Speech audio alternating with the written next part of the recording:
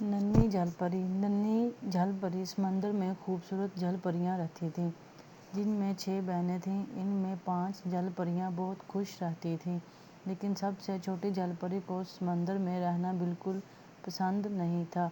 وہ سمندر سے باہر نکل کر زمین پر جانا چاہتی تھی۔ جب کبھی وہ سمندر کی سطح پر آ کر نیلے آسمان اور اڑتے ہوئے پرندوں کو دیکھتی تو وہ سوچتی، سمندر سے باہر کی دنیا کتنی خوبصورت ہے۔ ایک روز ننھی جل پری بہنوں کو بتائے بغیر سمندر کی سطح سے باہر آ گئی اور ساحل کی جانب جانے لگی۔ ابھی وہ ساحل سے دور ہی تھی، اسے ایک ڈوبتی ہوئی کشتی نظر آئی، جس میں موجود ایک نوجوان مدد کے لیے آواز دے رہا تھا۔ ننھی جل پری اس کی طرف چلی گئی اور اسے سمندر کے ساحل پر لے آئی۔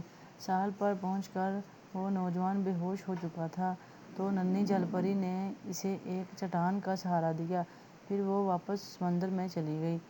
ننھی جل پری نے سمندر میں جا کر اپنی دادی سے پوچھا کہ ہم ہمیشہ سمندر میں ہی رہیں گے، ہم زمین پر کیوں نہیں جا سکتے؟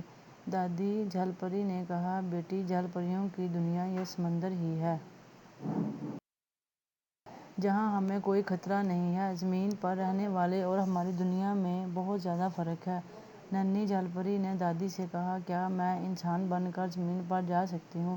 دادی نے اسے پیار سے سمجھایا، تم ایسا مت سوچو ورنہ بہت پچھتاؤ گی۔ دادی کی بات سن کر ننھی جل پری خاموش ہو گئی۔ وہ ساحل پر بے ہوش پڑے نوجوان سے دوستی کرنا چاہتی تھی، جس کے لیے اس کا انسان بننا بہت ضروری تھا۔